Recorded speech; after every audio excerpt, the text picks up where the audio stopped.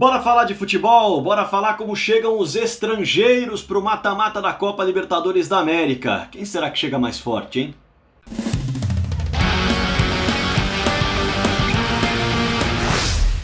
Bora falar de futebol então, bora falar sobre os estrangeiros, como eles estão chegando. O torcedor brasileiro, claro, está mais familiarizado com os times brasileiros, acompanha um pouco mais. E os estrangeiros, muitos argentinos, tem o equatoriano fazendo barulho, paraguaios, enfim. Vamos falar um pouquinho sobre essas equipes que avançaram de fase no mata-mata da Libertadores e podem enfrentar o seu time em algum momento da competição. Inscreva-se no canal, é muito importante, eu preciso da sua inscrição para crescer cada vez mais e trazer cada vez mais conteúdos diferenciados assim como eu preciso do seu like também aqui no vídeo e claro, o seu comentário depois de você assistir essa análise, eu quero aqui embaixo, combinado? E se você quiser ser membro, claro, o meu muito obrigado também. Vamos começar? Vamos começar então primeiro por um argentino que muita gente imagina o seguinte, bom, pegar esse aqui é moleza, é meio caminho andado para passar de fase. E na Libertadores ele tem impressionado. O Argentinos Júnior, que se classificou como o primeiro colocado do seu grupo, fez 12 pontos, 4 vitórias e 2 derrotas. E o curioso, né? Marcou só 7 gols, mas também tomou só 3. É uma equipe que economiza, pelo menos na Libertadores, nos gols, mas também não sofre muitos. E chega pela segunda vez só na sua história, às oitavas de final da Copa Libertadores da América. A primeira vez que chegou foi em 1985. Sabe quem foi o campeão? Foi o próprio Argentinos Júnior. Foi campeão da Copa Libertadores de 1985. Bom, interessante destacar o seguinte, eu vou trazer aqui a análise do time e também tentar trazer um nome para você ficar atento. E o nome do Argentinos Júnior é o Gabriel Ávalos. É um centroavante de 1,85m e eu pesquisei um pouco sobre ele, sobre o Argentinos Júnior, evidentemente, para falar sobre a equipe no vídeo. E ele é um cara que tem 1,85m, mas ele não é aquele centroavante basicamente altão que vai ficar lá para cabecear bolas. Não, para fazer pivô, só segunda bola. Ele tem essa característica também, mas o que se fala muito na imprensa argentina é de que ele tem também a adaptação muito clara e tranquila e suave para jogar no toque curto de bola, no jogo apoiado. Então é um jogador que chama a atenção e é o nome dessa equipe do Argentinos Júnior.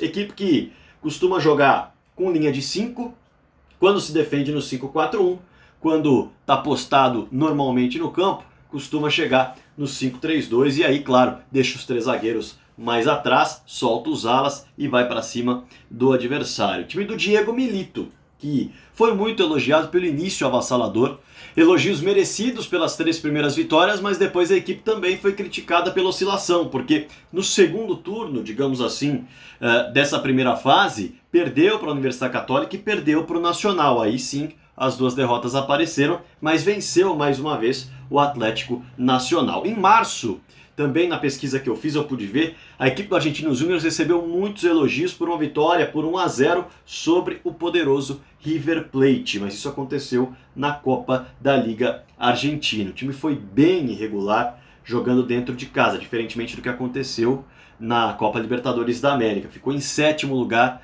no grupo 1 de 13 times. Claro, assusta um pouco em 13 times estar em 7º, ficou 6 pontos atrás do líder, o Argentinos Júnior. É uma equipe para ficar de olho. Oscila, mas é elogiada muito pelo trabalho do Diego Milito, de ser uma equipe que consegue se adaptar bem. Quando precisa jogar com a bola, joga com a bola. Quando precisa jogar sem a bola, precisa se defender, buscar os espaços nas costas com o próprio Ávalos, faz isso também e faz bem. Essa avaliação do Argentinos Júnior, olho no Gabriel Ávalos. Argentinos Júnior que avançou. Será que vai repetir a história de quando avançou pela primeira vez, em 85 foi campeão? Bom, isso é para depois.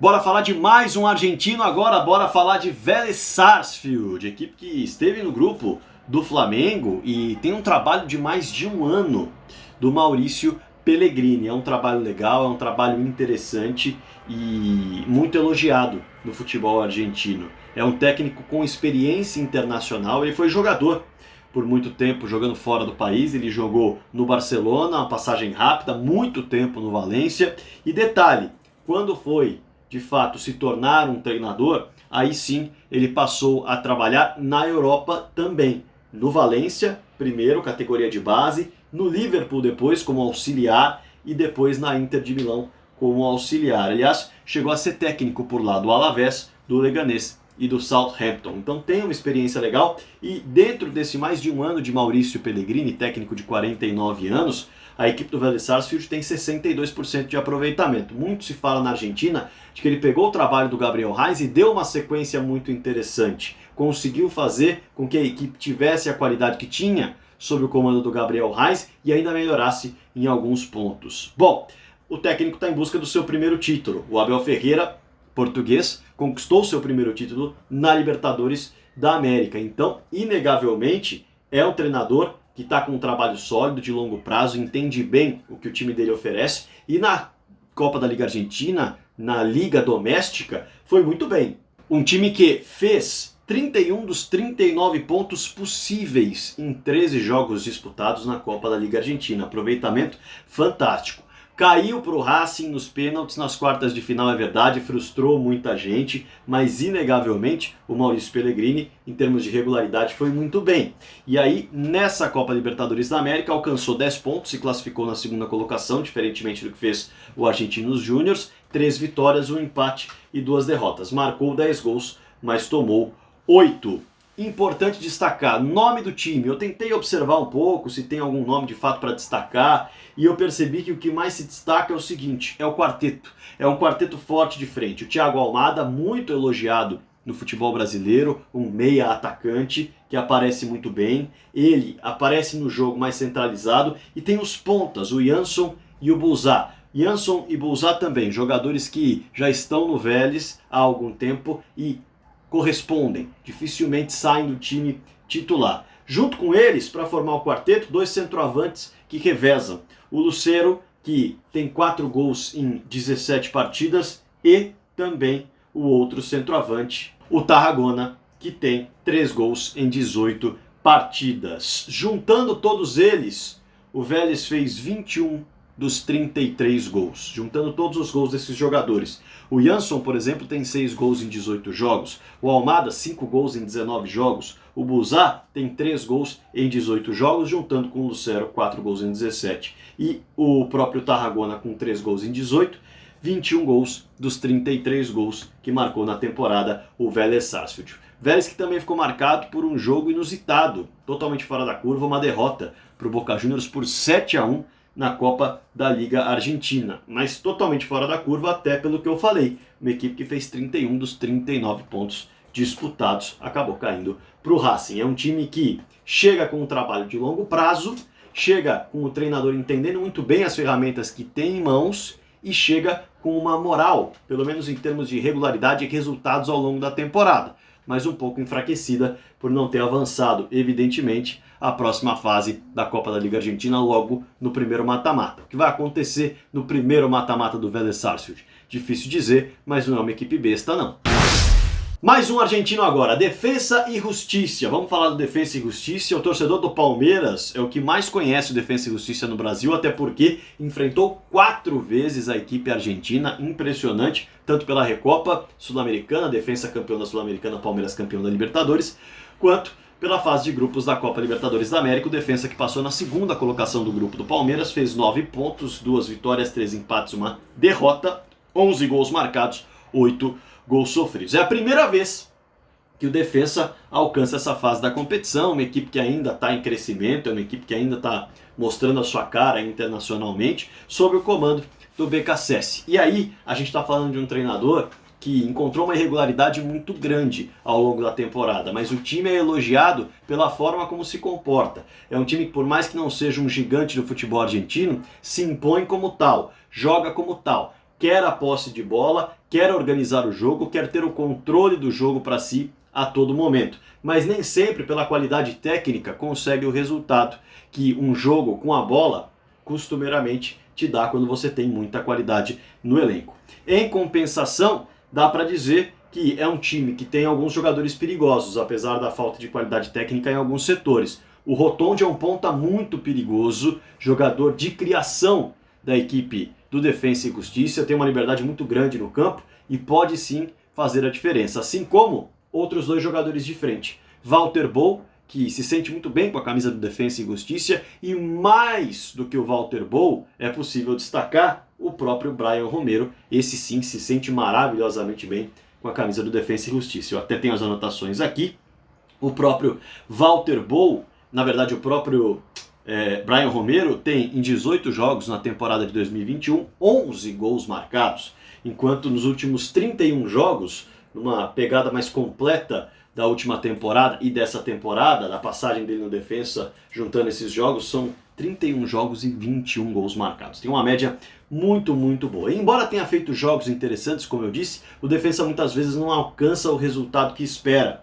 E aí o time oscila. E aí está o ponto da Copa da Liga Argentina que eu citei. No Argentinão, fez 12 pontos dos 39 disputados. Foi muito mal na Liga Doméstica. Teve 3 vitórias, 3 empates e 7 derrotas. Fez 29 gols na temporada em 21 partidas, mas levou 32. Então é uma equipe que defensivamente sofre bastante. Há muito espaço nas costas, porque é uma equipe que vai se colocando no campo de ataque com a posse de bola, e aí deixa, claro, todos os esquemas têm os seus riscos, deixa um pouco mais de espaço atrás. Mas esse é o Defensa e Justiça, que, como já complicou para o Palmeiras em algumas oportunidades, apesar dos jogos em circunstâncias muito diferentes, né? Quando o Palmeiras foi enfrentar o Defensa e Justiça na Argentina pela Copa Libertadores da América, enfrentou um time todo remendado por conta da Covid. Quando o Defensa veio ao Brasil enfrentar o Palmeiras pela Copa Libertadores da América, enfrentou a equipe reserva do Palmeiras, completamente reserva, 4-3,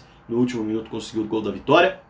E na Recopa Sul-Americana, aí sim com os dois times medindo forças com os seus principais jogadores, perdeu na Argentina por 2-1, o Palmeiras conseguiu ser muito mais eficaz, e dentro do Brasil, em Brasília, a equipe do Defensa e Justiça no último minuto virou o jogo para 2-1, levou para prorrogação, o Palmeiras perdeu o pênalti, aí nos pênaltis, num jogo muito, muito, muito maluco, com expulsão do Vinha no tempo normal também, o que gerou uma maior pressão no Defensa, que já era grande, o time levou o título. É um adversário que se organiza muito bem. Se o adversário do Defensa não ficar esperto, o Defensa pode fazer barulho, sim, nesse mata-mata. O Palmeiras já provou desse veneno.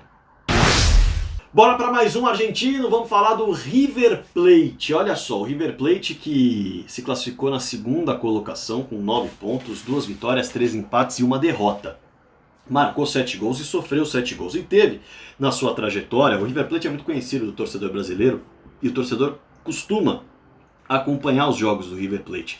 E na trajetória teve um jogo histórico contra o Santa Fé, o time absolutamente tomado pela Covid, teve o Enzo Pérez no gol e acabou vencendo o Santa Fé por 2-1. Bom, mas esse jogo é um ponto fora da curva porque o River não vai novamente colocar um jogador de linha do gol, não vai ter todo o time em reserva, mas ainda assim o Galhardo vai buscando colocar e cumprir com a ideia de ter 50% do seu elenco formado na base do River Plate e utilizar esses jogadores com maior frequência. Então tem mexido bastante no time. Se você pegar as escalações do River Plate ao longo da primeira fase, você vai ver várias modificações, inclusive você vai observar nessas escalações, muitas vezes o Borré saindo do banco de reservas, algumas vezes, não muitas, o Borré saindo do banco de reservas, o Palavecino foi um reforço que chegou para essa temporada, o torcedor tem um carinho por ele, saindo do banco de reservas, o Julián Álvares saindo do banco de reservas, olho nesse Julián Álvares, é o nome do time do River Plate nessa temporada, o próprio Carrascal saindo do banco de reservas, então o Galhardo ainda está modificando, ainda está mexendo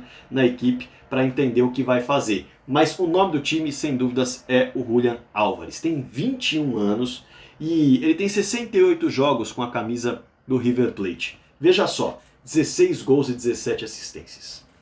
Vou repetir, 68 jogos com a camisa do River, 21 anos, 16 gols e 17 assistências. O que isso significa? Eu cheguei a ler no Diário Olé. A cada 100 minutos em campo, pela minutagem que ele tem, ele participa de um gol do River Plate, ou colocando a bola na rede, ou dando a assistência. É impressionante, tem se destacado demais, foi convocado para a seleção e, aliás, tem uma multa de 25 milhões de euros, mas já é sondado por times europeus. O Galhardo quer que ele fique um pouco mais, não se sabe se de fato ele vai ficar, mas é o nome do time do River. Se ele ficar mesmo, é um jogador para se ter muita atenção quem for enfrentar o River Plate. Em relação ao Borré, tão comentado Borré, jogador do River Plate que quase foi parar no Palmeiras, depois quase foi parar no Grêmio e agora está servindo a seleção colombiana e no dia 30 de junho seu contrato se encerra sem uma renovação com o River Plate.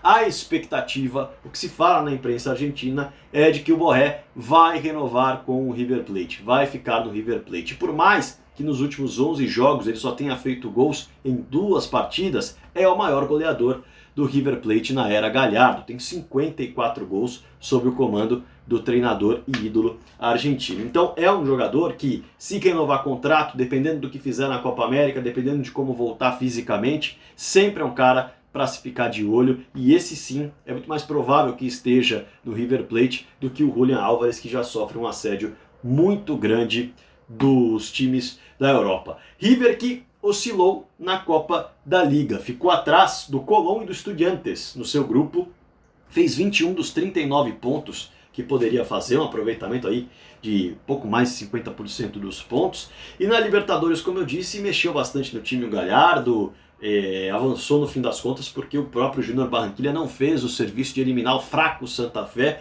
Caso contrário, o River Plate teria oscilado bastante na Copa da Liga Argentina, e vale destacar o River que caiu nas quartas de final para o Boca Juniors na Copa da Liga Argentina e teria ficado fora do mata-mata da Copa Libertadores da América porque perdeu para o Fluminense por 3-1 seu último jogo, jogando dentro de casa, mas o Júnior Barranquilla só empatou com o fraco Santa Fé e o River conseguiu avançar em segundo. É aquela história, pode não estar ainda azeitado, pode ainda não estar como o Gallardo quer, mas quando passa de fase, num mata-mata, com a história que tem, com o trabalho e as ferramentas que o Gallardo tem em mãos, certamente vai dar trabalho para quem enfrentar o River Plate.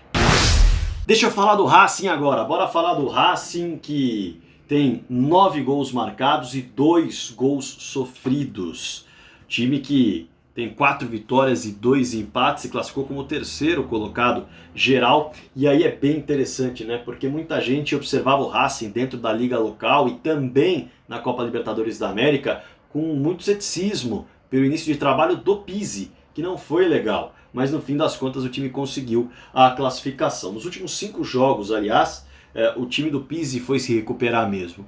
Melhor dizendo, nos últimos 6, porque hoje passou para a final da Copa da Liga Argentina. Veja só, era um time desacreditado, era um time criticado. Aliás, quando o Racing foi enfrentar a equipe do São Paulo pela Copa Libertadores da América, ainda na partida de ida no 0-0, muita gente dizia que o Pizzi poderia ser demitido caso uma derrota acontecesse. A diretoria bancou e o Pizzi ficou, e agora está na final da Copa da Liga Argentina, além do que classificou a equipe como terceiro colocado geral. É verdade, primeiro colocado o Racing no seu grupo. São Paulo passou na segunda posição. E aí, claro, nos últimos 5 jogos uma recuperação, eu até anotei aqui, são 4 vitórias e um empate, e hoje mais um empate nos pênaltis. O Racing eliminou a equipe do Boca Juniors e vai para a final. Nome do time. O nome do time, sem dúvida, é o Chancalay. Jogador de 22 anos, 17 jogos e 10 gols marcados nessa temporada. Ele é da Seleção Olímpica Argentina e pertence ao Colón. Eu dei uma pesquisada, ele tem o passe fixado em $1 milhão por 50% ou $2,5 milhões por 100%.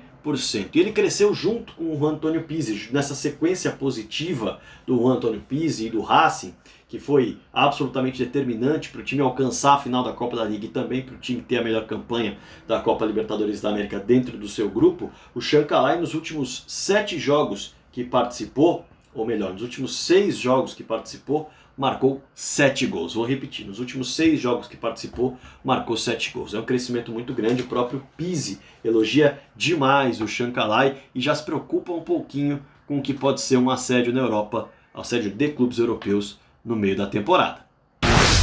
Bora fechar a sequência de times argentinos, depois tem chileno, tem paraguaios. Vamos falar do Boca Juniors agora. Boca Juniors que se classificou em segundo no seu grupo, com 10 pontos conquistados, 3 vitórias, 1 empate e 2 derrotas, 6 gols marcados, 2 gols sofridos, absolutamente econômico o Boca Juniors. Time do Miguel Ángel Russo, que vem sendo criticado desde o ano passado, chegou à semifinal da competição criticado, acabou levando aquela surra da equipe do Santos, foi eliminado o time do Miguel Ángel Russo e agora oscilou novamente na temporada. O time foi criticado também pelo aproveitamento que teve na Copa da Liga Argentina, 22 pontos conquistados dos 39, um aproveitamento muito próximo do aproveitamento do próprio River Plate, que também oscilou bastante. Ficou, por exemplo, 9 pontos atrás do Vélez Sarsfield, que foi o líder geral da sua chave.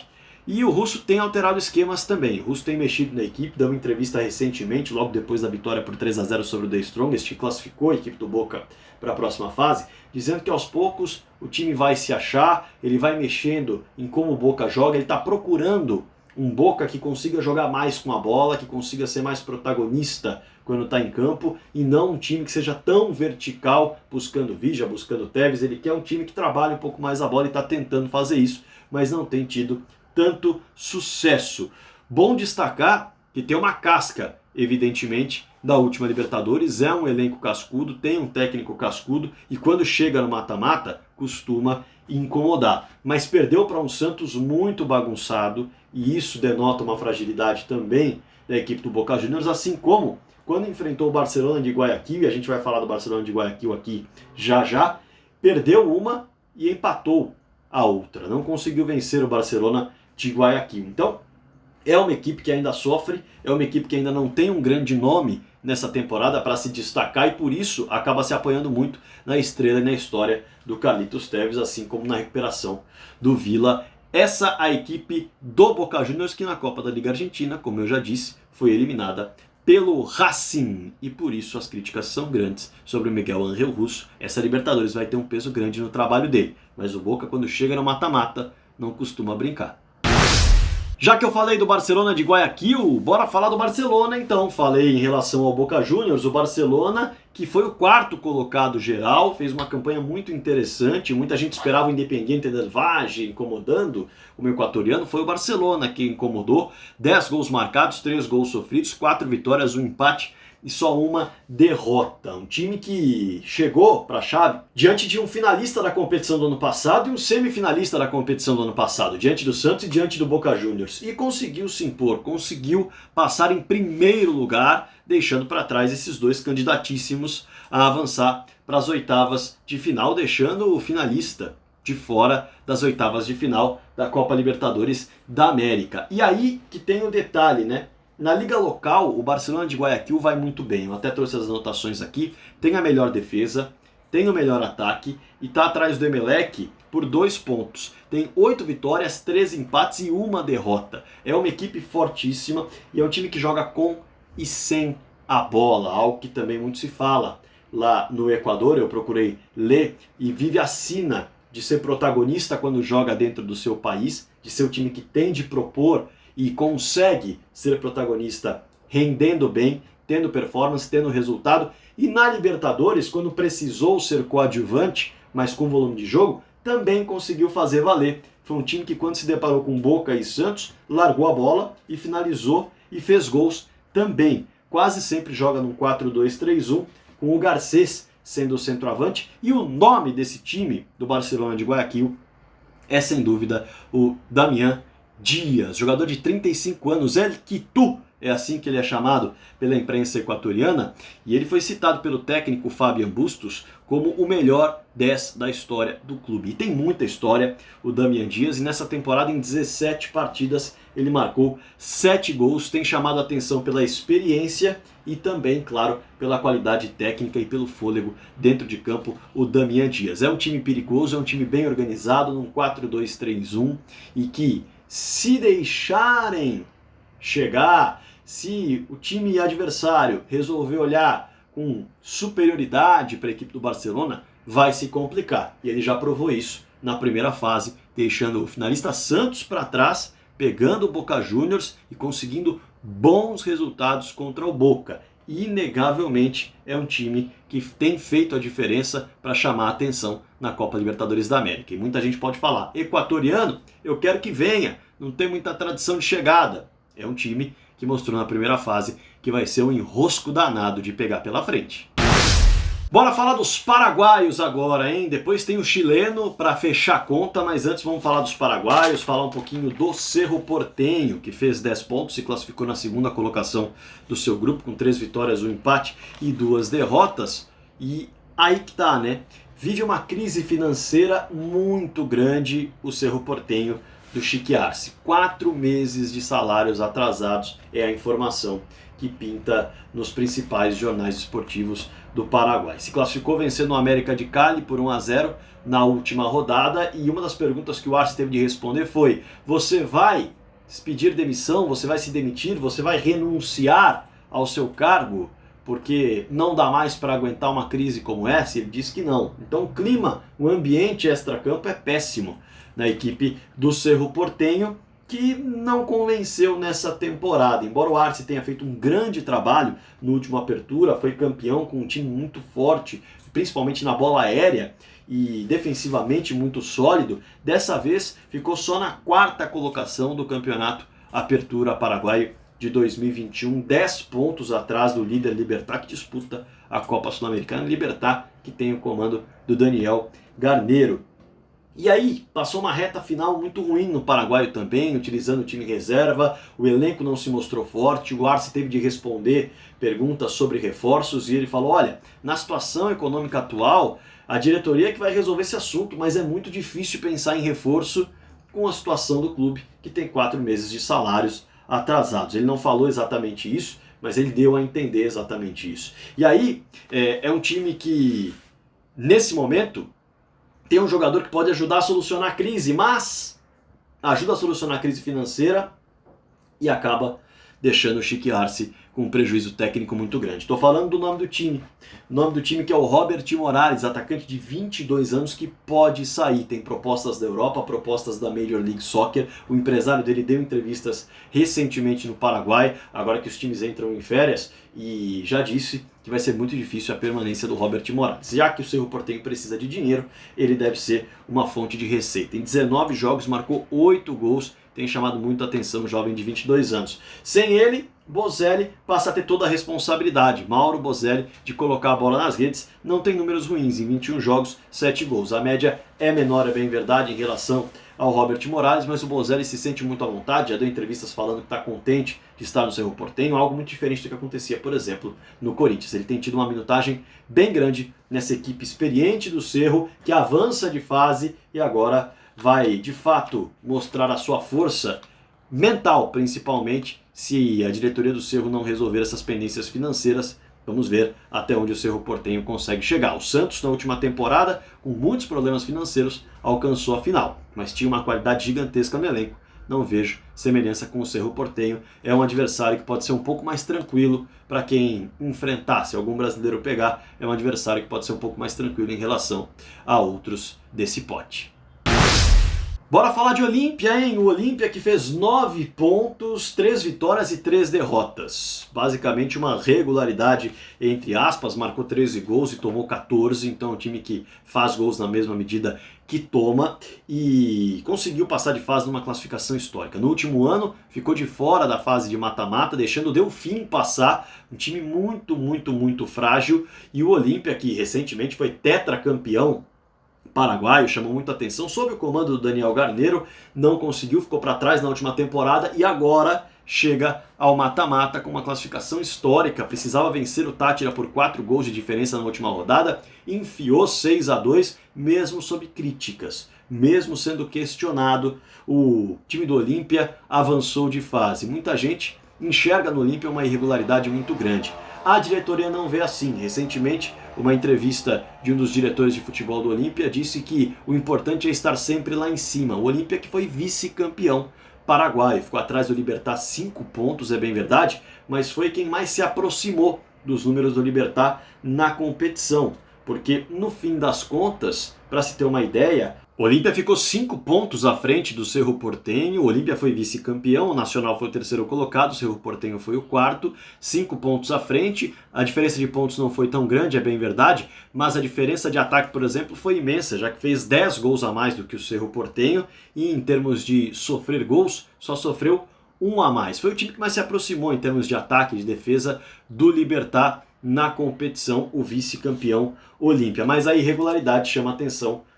Como eu disse, né? Foi goleado pelo Inter por 6-1, goleou o Táchira por 6-2, e dentro da Liga Doméstica, perdeu para o Cerro Porteño, quarto colocado, perdeu para o Nacional, terceiro colocado, e venceu o campeão Libertad, venceu o time que foi o melhor da competição paraguaia. Então ainda há uma desconfiança em relação ao Olímpia, também foi um time questionado em relação a reforços. O próprio Isidro Pita, centroavante da equipe, chamado de Viking pelos paraguaios, marcou 2 gols nessa vitória por 6-2 sobre o Táchira, e um peso saiu das costas dele. Muita gente falou, olha, é o cara contratado para fazer gols, é o cara contratado para resolver, mas foi contratado já há algum tempo, não tem dado a resposta, e agora, ao que parece, pode dar essa resposta, mas também era muito criticado. O nome do Olímpia é o Jorge Recalde, sem dúvida. Um meio-campo muito lento, é verdade. Ele e o Ale Silva dividem o protagonismo.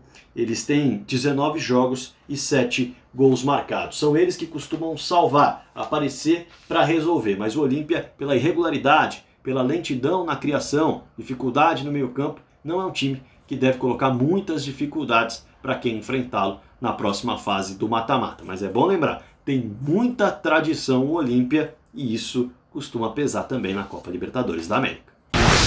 Para fechar, bora falar dos chilenos da Universidade Católica. Pois é, a Universidade Católica que se classificou na segunda colocação do seu grupo com 9 pontos, foram 3 vitórias e 3 derrotas, 6 gols marcados, 6 gols sofridos, também bastante econômica, e avançou de fase depois de 11 anos. Não avançava há 11 anos de fase para o mata-mata da Copa Libertadores da América. E o time, por mais que tenha quebrado esse tabu, ele não tem convencido tanto quanto os últimos 3 elencos, tanto quanto as últimas 3 temporadas com outros treinadores. Hoje, sob o comando do Gustavo Poyet, nos últimos 3 trabalhos, a equipe teve o Beñat San José, teve o Gustavo Quinteiros e teve também o Ariel Holan. Nessas 3 ocasiões o time foi campeão chileno. E já se questiona a forma de jogar do Poyet, o próprio Poyet já critica nas entrevistas coletivas as perguntas, a coisa não tem funcionado tão bem por lá. E claro, alguns números também chegam a assustar um pouco, né?